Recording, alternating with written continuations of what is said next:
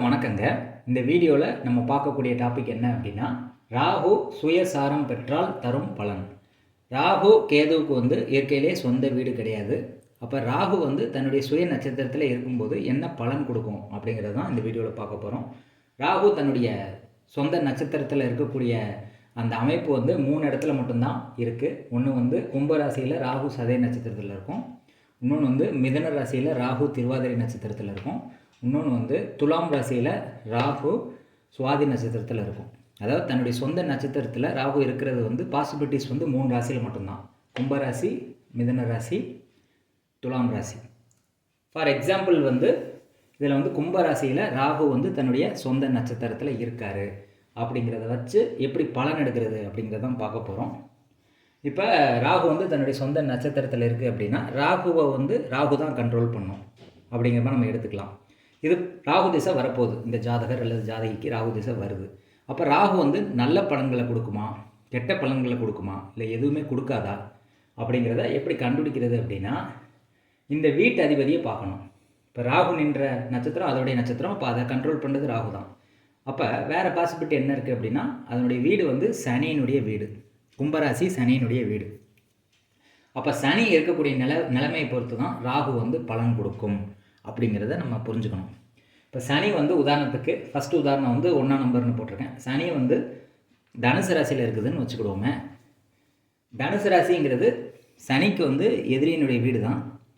ஆனால் இது ஒரு சுப வீடு. குரு பெரிய லெவலில் யாரையும் கெடுக்கிறது இல்லை. அதனால் சனி குருனுடைய வீட்டில் இருக்கிற மாதிரி ஒரு எக்ஸாம்பிள் வச்சுக்கிட்டோம் அப்படின்னா, இந்த சனியினுடைய நிலைமை வலுவடையதா வலு விளக்குதா அப்படிங்கிறத நம்ம பார்க்கணும். இது பகை வீடாக எடுத்துக்கிட்டாலும் அது ஒரு சுபர் வீடு. அப்போ பெரிய லெவலில் சனி கெட்டது பண்ண மாட்டார் இந்த இடத்துல.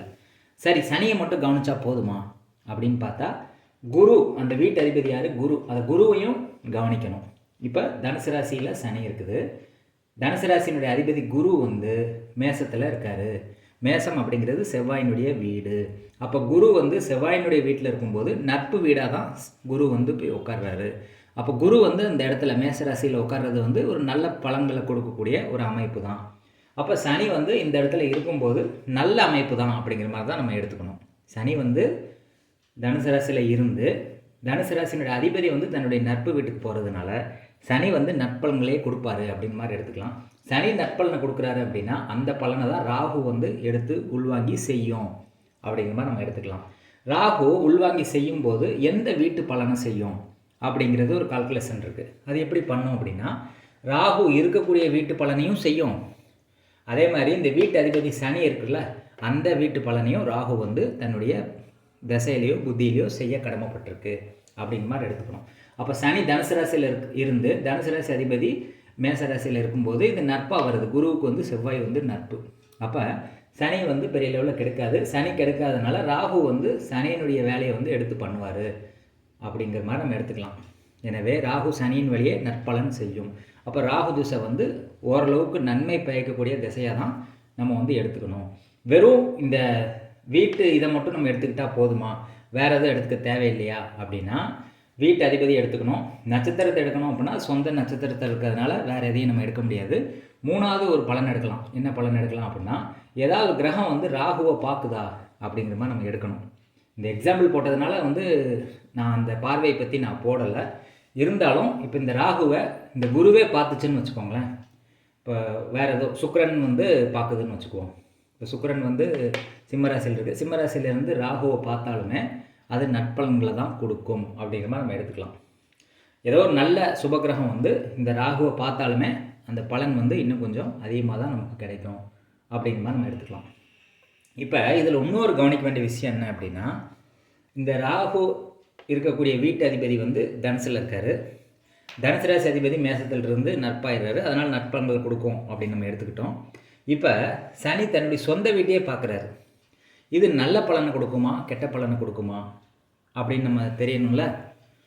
சனி தன்னுடைய 3ஆம் பார்வையாக தன்னுடைய சொந்த வீட்டையே பார்க்குறாரு. ராகு இருக்க வீட்டையே பார்ப்பார். இப்போ இது நல்ல பலன் கொடுக்குமா கெட்ட பலன் கொடுக்குமா அப்படின்னு முடிவு பண்ணுறதுக்கு நம்ம என்ன பண்ணணும் அப்படின்னா, ஏதாவது சுபகிரகங்கள் சனியை பார்க்கணும். சுபகிரகங்கள் பார்வை பெற்ற சனி இந்த ராகுவை பார்க்கும்போது நற்பலன்கள் கிடைக்கும். வெறும் சுபகிரகங்கள் பார்வையே இல்லாமல் டைரெக்டாக இந்த சனி வந்து இந்த ராகுவை பார்க்கும்போது நல்லது கெட்டது ரெண்டு கம்பைண்டாகி நடக்கும் அப்படிங்கிற மாதிரி நம்ம எடுத்துக்கணும். ஃபஸ்ட்டு சனி இருக்கக்கூடிய வீட்டு அதிபதி வலுவாக இருக்கிறதுனால நல்ல பலன்கள் வந்து மேக்ஸிமம் கிடைக்கும். அதில் வந்து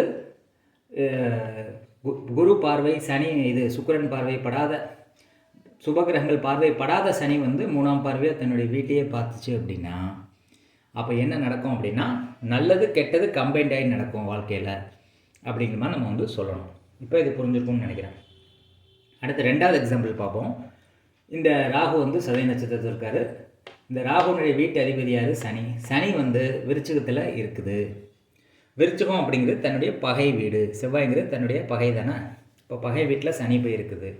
இந்த அதிபதி இந்த செவ்வாயும் பார்த்தீங்க அப்படின்னா புதன் வீட்டில் பகை வீட்டில் போய் இருக்குது மிதுனத்தில். அப்போ சனியும் பகை வீட்டில் இருக்குது, அதனுடைய கிரகம் அதனுடைய வீட்டு அதிபதியும் தன்னுடைய பகை வீட்டில் போய் நிற்குது. அப்போ இந்த ராகு என்ன பலன் கொடுக்கும் இந்த டைமில் அப்படின்னா, சனி வந்து விருச்சிக ராசியில் இருந்தாலே பாதி கெடுப்பலன் தான். ஏன் அப்படின்னா செவ்வாயும் பகை வீட்டில் போய் இருக்குது. இப்போ சப்போஸ் வந்து சனி வந்து பகை வீட்டில் இருக்குது, ஆனால் செவ்வாய் வந்து உச்சமாயிருச்சுன்னு வச்சுக்கோங்களேன். சனி வந்து செவ்வாய் வீட்டில் இருக்குது, செவ்வாய் உச்சமாச்சு அப்படின்னா பெரிய லெவலில் வந்து கெடுப்பலன் நடக்காது.